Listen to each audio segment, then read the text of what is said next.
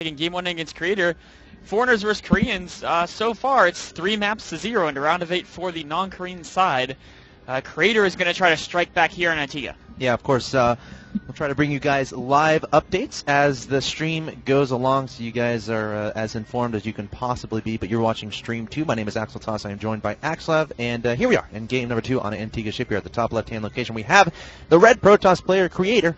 Very strong Protoss, seemingly unbeatable in this tournament, but Vortix saying, you know what, whatever, man, no big deal, taking down game 1 without too much trouble. Of course, he is your blue Zerg player in the bottom right-hand location. I say without too much trouble, a little bit hesitantly, because it did look a little bit scary, Creator with that ridiculous Stalker push, but once Vortix kind of held that off, Creator, like, his backup plan was taking that fourth, maybe that fourth was a little bit earlier, but again, I think Creator's intention there was to kill Vortix off the 3 bases, and he almost did, but Vortix was able to get those 4 Broodlords out, and I'm actually really surprised Creator didn't try to warp in inside his opponent's main base. Again, his mentality, I feel like, was, alright, let's just invest everything into this Blink Stalker 3-base push and not necessarily try to harass the main, because harassing the main, that would be like, that'd be a secondary thing, that would be part of, not necessarily defensive play, but non-all-in play, which I feel like Creator was more going for. Exactly. I mean, the whole goal there is, if you're engaging with your main army, you have to warp in everything with that main army, because even if you do a lot of damage in the main, if your main army gets totally cleaned up,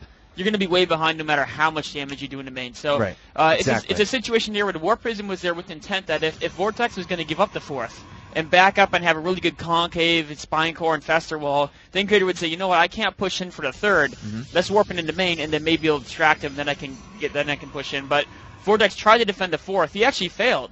And so in that case, Creator, smelled blood in the water, tried to push in for the win, and it was just super, super tight. I mean, like, 5 more Stalkers there, or if the Stalkers got a few more shots at his Broodlords before they morphed, it could have been a totally different story, but it was, I feel like once Vortix held that off, it wasn't too big of an issue. Yeah, it wasn't too big of an issue to win that game. Yeah, I mean, even though the economy was equal, if it's Hive Tech versus Stalker Colossi... No Mothership. I don't even think he had a Stargate. He did not.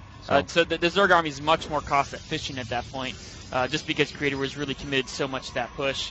That as soon as Vortix held it, he had a nice lead. I mean, it wasn't over, but he was able to close it out there. But Creator, I mean, that push was so close to breaking Vortix. And Antigua is actually a map that's probably even better for these 3-base pushes. It's a very, very, very powerful tool on Antigua Shipyard.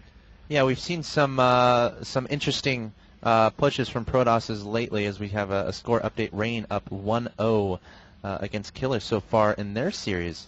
Of course, Rain, a very good Protoss player, probably considered one of the best in the world, but Creator, I think he's up there as well. It's kind of even right now between the foreigners and the Koreans in this series. He sent a fake drone to the 3rd. The probe saw it, and he chased the probe out. Actually, I don't even know if the probe saw it or not. But he has a gas and he has exactly. A he sent a fake drone to the 3rd to make Creator think it's normal play. But he never planned on taking the 3rd. He took the gas, as soon as Creator wouldn't see it, and then he's going for a 2-base Roach-based build. And this is a great reaction. This is something I've talked to a lot of players and a lot of students of mine about. On Antigua Shipyard, there's 2 ways to wall in. One way is, of course, where you wall in at that large ramp. The disadvantage of that is that you're weaker to early pools. It's much easier to run Zerglings by that situation, by that wall. And also you have to set it up a little earlier. You lose a little bit of money early on in the game. The other way is to do what most Protosses nowadays do. They wall in by the Nexus. It's a little more efficient. Your macro is up a little faster. Zergling run-bys are much easier to stop. But the disadvantage is it's much weaker to both Roach and Bane in 2-base builds, just because your Nexus and worker line are so exposed, and it's much harder to do a full wall off to block that. And you know what? If Vortix realizes this, he saw that one. He knows that he could deny the scouting to Creator, and I don't know if his Creator is going to be ready to deal with these Roaches crossing the map. And this is a ton of Roaches, and there's no speed, but there's still Zerglings. He only has one gateway. He does. I mean, he's just playing a standard. Looks like it's a standard Immortal timing opening with that very, very fast robotics. 1 Stalker followed by sentries. He's going to have a sentry or 2 out, but those Roaches can just power down the Nexus, or they could go for the Forge, wrap around, kill the cannon even, and then once the cannon and the wall's down, the Zerglings are gonna just stream through, speed this or not. Oh my gosh, this is looking so scary for Creator. Just now adding on 2 additional gateways, has an Immortal in production. Creator actually... Oh, he's backing up into his main. Vortix bringing an Overlord potentially to distract Creator as he sends a bunch of Roaches to his opponent's front door. Oh, a greatly executed attack here. The Overlord trick is just beautiful, trying to buy some time. Roaches are in there, taking on a couple probes. They're into the cannon now. He's got to force field those back. Oh, the Zergian's run through. Force field blocking someone, but without the cannon, he has no DPS. Oh, there's another cannon in production here. The probes are forced to engage. Immortal finally getting on the field here. That's going to help a bunch. But again, he's going to sacrifice so much economy at this point in time. Vortix still with nothing but units streaming across the map. Vortix has that supply lead, but Creator trying to salvage the situation that Immortal is going to be instrumental in holding this off. Great force fields thus far, but losing so many probes. He really lost a ton of probes here. The supplies are equal, 17 probes killed, Oh. but he actually still has a small work advantage. Vortex did cut massive amounts of economy to execute this build. You know speed what? is like finishing and the push is like over. It's not quite over yet. He's still got some speedings, but yeah, with these extra sentries warped in, I don't think Creator's gonna have a problem holding this. He has actually, he doesn't have the cannon. The cannon did die, the second one.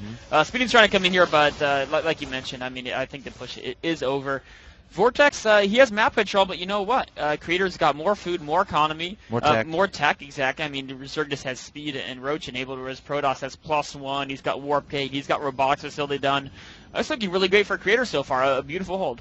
Yeah, I love how Creator recognized that his economic advantage and recognized that he could afford to lose some probes. And sure, he lost 17 workers there, but ultimately that's going to be worth it because Vortex cut drones a long time ago in favor of getting that gas up and saving up the money for the roaches and for all those links. So I love that move from Creator, able to keep himself alive. And as you said, now he finds himself in a pretty dramatic advantage here.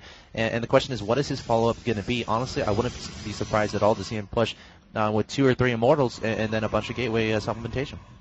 It looks like he might be going for that. More probes on the way. We'll find out very soon, as he will stop at 45 probes if he wishes to go for that build. It looks like a Warp Prison being built right now. Does he have 2 Immortals or just 1 out currently? 2. Okay, 2. So he could be doing a 2 Immortal, yep. Maybe 1 more Warp in cycle, and then he could push out. He actually doesn't have, he only has 6 gateways, so he might just push out to take a 3rd. That's true. It's really hard. I mean, of course, the way the opening worked is really a little bit funky, so all the timings are totally thrown out the window when you have an opening like this. It's really hard to tell. It's more important to recognize, okay, how far is my opponent along the tech tree? Will this will this 2 Immortal mass gateway push be as strong as in another game if it was a standard game? And I think it absolutely will be. His observer sees the mass speedings running out. This means he's going to delay his push out for just a little bit because you do not want to push out with predominantly sentries against this many speedings. Sure, you can force field to keep yourself alive, but then the speedings run away, and you just wasted a ton of force fields for no real gain. He's going to wait for a few more warp-ins, then he's going to move out. Looks like some Zealots. That's a beautiful choice to warp in. He did cut probes at, I believe, 45, so he is doing it 2 base time, and his 7th gateway being produced. Warp Prism is out in the field now. His sentries are actually in a little bit of an exposed position, but he does have 5 Zealots with him. That should be enough that he doesn't have to worry about these speedings. All right, Vortex trying to find some room to do a counterattack. Looks like he's going to try to engage here. Force fields going down here from a Creator. Immortal getting isolated outside the force fields. Creator adding on more and more force fields here, and Vortex forced to run away. Creator has way too much stuff now, up 98 to 80 in supply, and the beauty of this push is he has the Warp Prison here, so he doesn't have to worry about setting up any forward pylons. And now Vortex, he kind of has to rely on just counterattacks. There's no way he can engage this army straight up. I don't think he can. I mean, normally Zerg has a hard time engaging this when they're up about 40 to 50 food. Vortex is not up 40 50 food. He's down by about over 10 right now. So I don't know. Maybe he spines on the main and hope to win with the counterattack. But actually, Creator's got his defense perfect. 3 sentries, 2 Zealots.